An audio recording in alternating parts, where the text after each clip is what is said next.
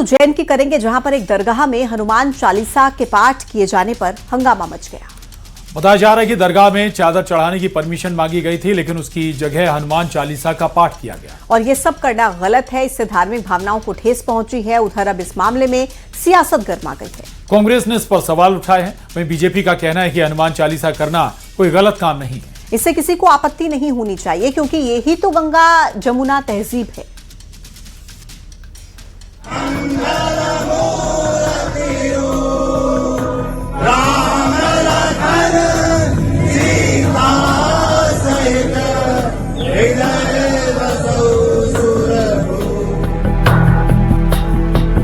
उज्जैन में एक वीडियो तेजी से वायरल हो रहा है।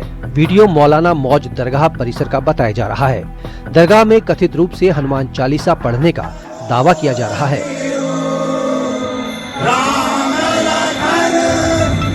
वीडियो वायरल होने के बाद अब इस वीडियो की चर्चा होने लगी है। कहा जा रहा है कि दरगाह पर चादर चढ़ाने की परमिशन मांगी गई थी, जिसके बाद दरगाह परिसर में पहले कव्वाली का कार्यक्रम हुआ, उसके बाद हनुमान चालीसा का पाठ किए जाने का आरोप है। धर्म के लोग आते हैं, लेकिन जिस तरीके से उन्होंने जिस चीज़ की परमिशन ली थी और फिर उसके बाद जो सुंदरकांड किया है वो कहीं ना कहीं गलत है और आस्था के साथ जो है खिलवाड़ किया गया है। तो अब इसको लेकर जो है समिति की तरफ से जो कड़ी आपत्ति जताई गई है। दरगाह परिसर में हनुमान चालीसा के पाठ को लेकर दरगाह कमेटी ने आपत्ति जताई है। कमेटी का कहना है कि चादर चढ़ाने की परमिशन लेकर ये सब किया जाना गलत है। के लिए तो किसी को कोई मना कर ही नहीं सकते ना, किसी भी चीज़ के लिए। फिर चादर वादर पेश करी और चादर पेश करने के बाद थोड़ी सी कव्वाली वाली का प्रोग्राम हुआ। फिर कव्वाली का प्रोग्राम हुआ, ईशा की नमाज हो गई, हम नमाज आजान हो गई, हम नमाज पढ़ करके अपने यहाँ चले गए। फिर उसके बाद ये घटना घट गई।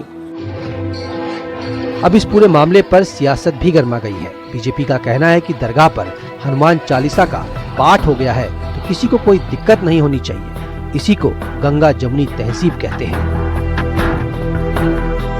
उधर कांग्रेस का कहना है कि ये देखना होगा किस उद्देश्य और नियत के साथ हनुमान चालीसा का पाठ किया गया। ये सांप्रदायिक सौहार्द को बिगाड़ने की कोशिश है। सरकार को इस तरह की घटनाओं पर ध्यान देना चाहिए। वहाँ मांग आई होगी कि गा दो तो गा दिया होगा किसी ने हनुमान चालीसा। तो हनुमान चालीसा तो सब जगह चलता रहता है, गाते रहते हैं।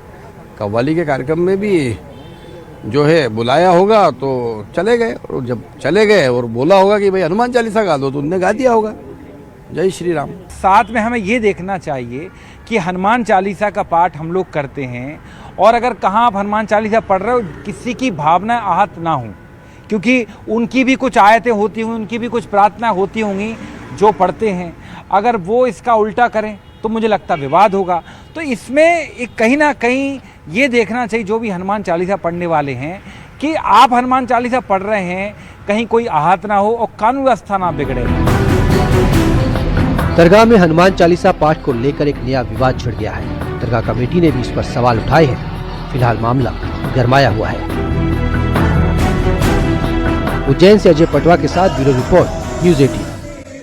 दिसंबर को एमपी विधानसभा का विशेष सत्र बुलाया गया, जिसको लेकर एक नई बहस छिड़ गई है। कांग्रेस का कहना है कि सरकार जनता की आवाज नहीं सुनना चाहती और इसीलिए छोटा सत्र रखती है। विधानसभा सत्र लंबा हो ताकि जनहित के मुद्दों पर विस्तार से चर्चा हो सके। उधर कांग्रेस के आरोपों पर बीजेपी का कहना है कि जब सत्र चलता है तो कांग्रेस के लोग कभी गिरगिट कभी बंदर बन जाते हैं। कांग्रेस को जनता के मुद्दों से कोई लेना देना नहीं, केवल हंगामा करना ही कांग्रेस का मकसद है।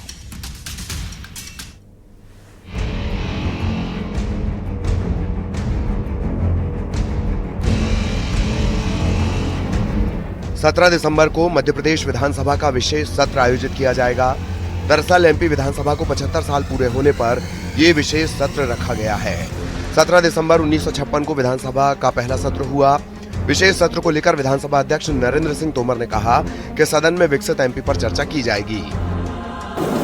17 दिसंबर को मध्य प्रदेश की पहली विधानसभा की बैठक हुई थी। यह दिन विधानसभा के इतिहास में महत्वपूर्ण दिन है। तो पिछले बार भी इसका उल्लेख हुआ था और इस बार इस अवसर पर विशेष सत्र का आयोजन किया है। इस सत्र में सभी सदस्य विकसित मध्य प्रदेश को बनाने के लिए हमें क्या करना चाहिए, इस पर विचार विमर्श करेंगे। उधर विधानसभा के विशेष सत्र को लेकर कांग्रेस ने भी तैयारी शुरू कर दी है। नेता प्रतिपक्ष उमंग सिंघार ने मंगलवार को कांग्रेस विधायक दल की बैठक बुलाई है, जिसमें विशेष सत्र की रणनीति पर चर्चा होगी। कांग्रेस का कहना है कि सरकार जनता की आवाज नहीं सुनना चाहती, इसीलिए छोटा सत्र रखती है। विधानसभा सत्र लंबा हो ताकि जनहित के मुद्दों पर विस्तार से चर्चा हो सके। उधर कांग्रेस के आरोपों पर बीजेपी का कहना है कि जब सत्र चलता है तो कांग्रेस के लोग कभी गिरगिट कभी बंदर बनकर आते हैं। कांग्रेस को जनता के मुद्दों से कोई लेना देना नहीं है, केवल हंगामा करना कांग्रेस का उद्देश्य रह गया है। सभा का सत्र जिस तरीके से बड़ा होना चाहिए वो तो रखा नहीं है, लेकिन जनता के टैक्स के पैसे की बर्बादी कर एक दिन का सत्र बुलाकर सिर्फ दिखावा और इवेंट है, इससे ज्यादा कुछ नहीं है। जन समस्याओं का निराकरण बिल्कुल नहीं हो रहा है। जनहितैषी बात जो लगातार हमारे उमंग सिंघार जी और हमारे तमाम विधायक उठाना चाहते हैं, वो बात भी पटल पे नहीं आ पा रही है। और लगातार विधानसभा में जो मुद्दे दब रहे हैं वो सबको पता है। भाग्य से हमारा जो विपक्ष है वो पंगु है।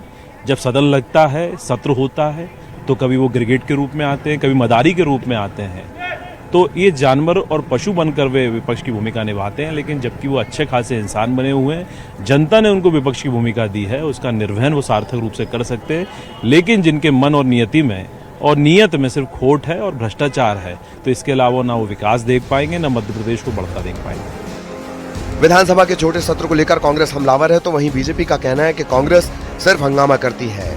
सरकार चर्चा के लिए तैयार है, लेकिन कांग्रेस का मकसद हंगामा करना होता है। Bureau report, news 18।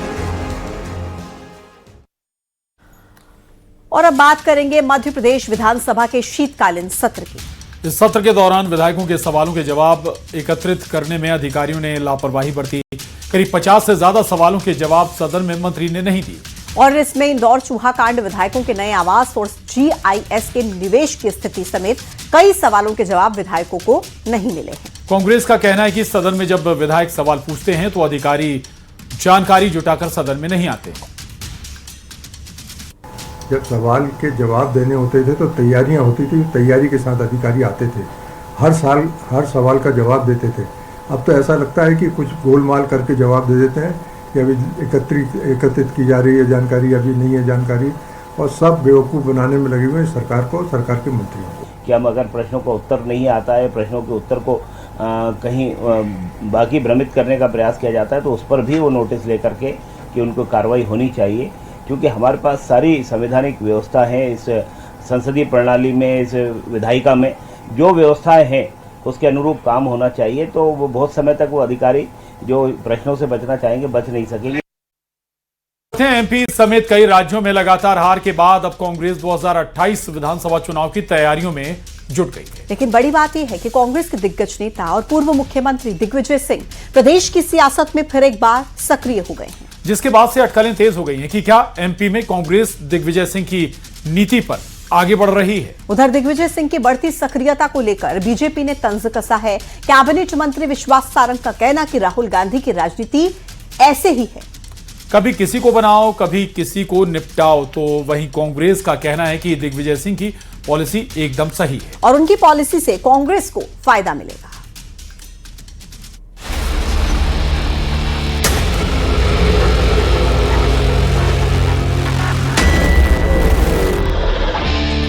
Madhya Pradesh, Chhattisgarh समेत देश के कई राज्यों में कांग्रेस को मिल रही हार के बाद एक बार फिर से दिग्विजय सिंह प्रदेश की राजनीति में सक्रिय हो गए हैं। दिग्विजय सिंह ने मिशन 2028 की तैयारियों के लिए एक नई रणनीति बनाई है। इस रणनीति का प्रेजेंटेशन दिग्विजय सिंह दिल्ली में AICC और MP कांग्रेस नेताओं को दे चुके हैं।